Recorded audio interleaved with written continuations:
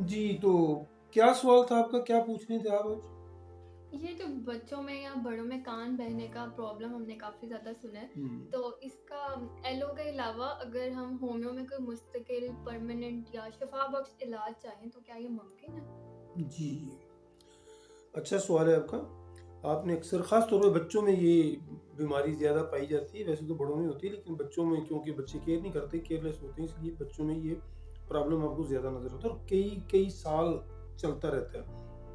Allopathy में तो आप इसको एंटीबायोटिक वगैरह देते हैं, तो वक़्ती तौर पे इसको फ़र्क पड़ जाता है, लेकिन होम्योपैथी में अल्हम्दुलिल्लाह इसका मुकम्मल और शफ़ा बख्श इलाज है। मैं आपको वो बताता हूँ जो कॉमन मेरा मामूली मतलब है। तो इसमें है काली म्योर 30, पल्सटीला 30, ये अल्टरनेट करके सुबह दोपहर शाम, और इसके साथ-साथ हिपर सल्फ 200 में रोज़ाना एक खुराक, और सलेशिया वाइनम की एक डोज़ सिर्फ़ एक दफ़ा। और अल्हम्दुलिल्लाह आपको हफ़्ते के अंदर-अंदर रिज़ल्ट मिल जाएगा। अगर कोई पुराना मामला बहुत ज़्यादा क्रोनिक डिज़ीज़ है, तो आप इसको लंबा अरसा भी इस्तेमाल कर सकते हैं। इसके अलावा होम्योपैथी में और भी बहुत सारी इसमें अच्छी-अच्छी मेडिसिन है।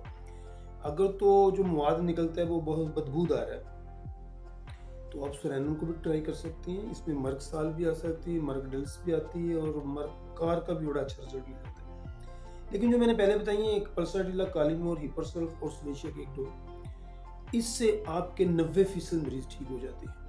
हाँ, चीता-चीता कोई मरीज आ जाता है जिनको इससे कोई प्रॉपर फाका नहीं मिलता, या उनका कोई मसला और भी निकल आता है, तो आप इसके साथ कोई और मेडिसिन भी ट्राई कर सकते हैं। उम्मीद है आपकी शफ़ी हो गई होगी। बिल्कुल।